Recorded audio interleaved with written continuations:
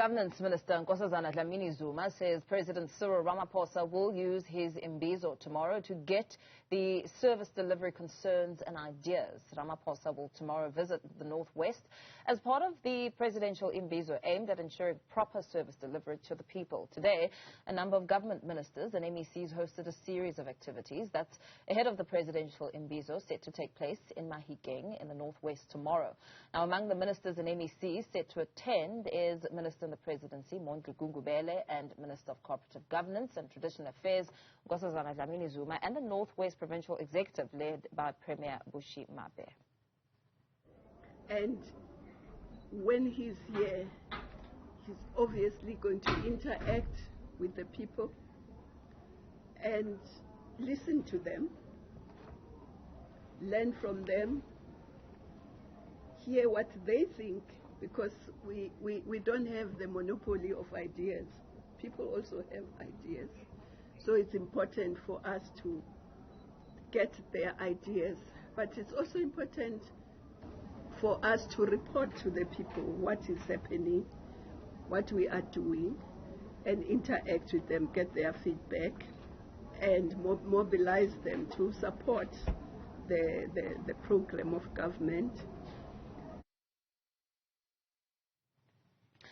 Let's now look at the issues likely to be discussed. To unpack that, we're joined by political analyst Professor Barry Hanyane. Thank you so much for joining us. Good afternoon to you, Prof. We have been listening, in fact, just listening to that soundbite by Nkosazana Dlamini-Zuma. Some keywords stand out here. Listen and learn from them, exchange ideas with the people on the ground, and saying that we don't have the monopoly of ideas. Where does this now speak to when it comes to reading into some of the admissions that have to be made by government officials? Well, good afternoon to you. Good afternoon to your viewers. Look, if lessons have to be drawn, one would suspect that the 1st of November last year may give us a glimpse as to what the sentiments are on the ground. And the sentiments are that people are disillusioned, people are disappointed at the level in which our government has responded to their plight, needs and aspirations. So the time for dialogue, I'm afraid, has come and gone. Government now must demonstrate capability. It's no longer a question of saying, let's experiment with your district model and let's see where it comes up. It's a question of saying, how do we reach our people through service delivery? How do we get rid of corruption? How do we manage public resources, much to the benefit of the people of the Northwest? As things stand, I'm afraid, from an administrative point of view, so much work needs to be done to level the playing field and make sure that we have the machinery in order to respond to the plight of the Northwest people as such. Could then this be viewed as a government offensive to pave the path ahead of elections 2024? I mean, we've been looking at the series of activities that have been happening, from roping in former President Thabo Mbeki to go to the Free State and also be on the ground there. Surely it points to a strategy in place for the bigger picture. No. I think it serves the ANC more than government.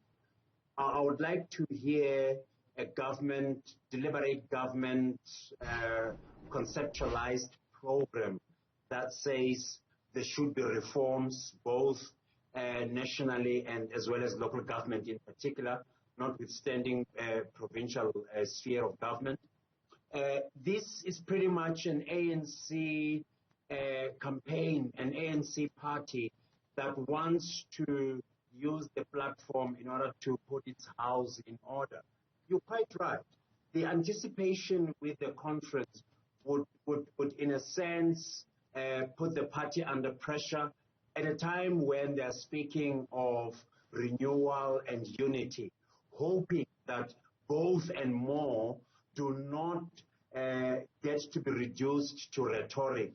As things stand, I'm afraid so much groundwork needs to be done there, and this platform may very well offer that space for the governing party to exploit opinion, to exploit issues of unity on their part. I think on the side of government, more needs to be done. And as we do that, you need to take a peculiar approach to say problems of the Northwest are not necessarily problems of Mpumalanga, much the same with the Eastern Cape. And these are provinces that come end of this week, the President shall have visited. Just veering off slightly to focus on an individual. I mean, this week we heard the breaking news of former Minister of Social Development, Bathabile Dlamini, who has been convicted by a court of perjury. Surely that also leaves some question marks around this serious offense. What does it mean for Bathabile Dlamini? Should she now, as head of the ruling of the Women's League, step aside? I mean, what does it speak to when it comes to also the bigger vision that has been spoken to regarding President Cyril Ramaphosa talking about, trying to clean up and renew the party? Well, so many things come up in relation to this issue. I've already argued to say my understanding is that here is another version of an extended evidence-based state capture reality.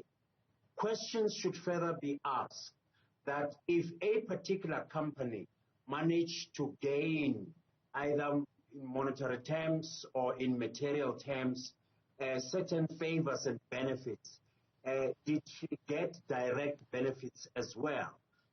So one would then anticipate that further investigations should be carried through to determine whether indeed such a possibility did not occur.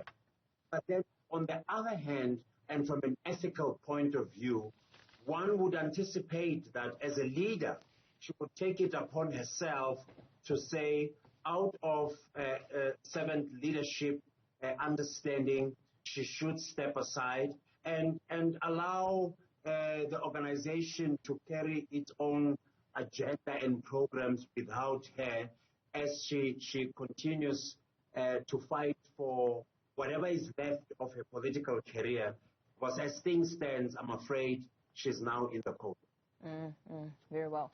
Thank you so much for your time, Prof. Always a pleasure speaking to you. Political analyst Professor Barry Hanyane weighing in there on that discussion. Of course, speaking to some of the breaking news that we heard regarding Bathabile Dlamini and, of course, the plans that are ahead with the activities ahead of the Presidential Imbizo, which is set to take place in Mahikeng in the Northwest tomorrow.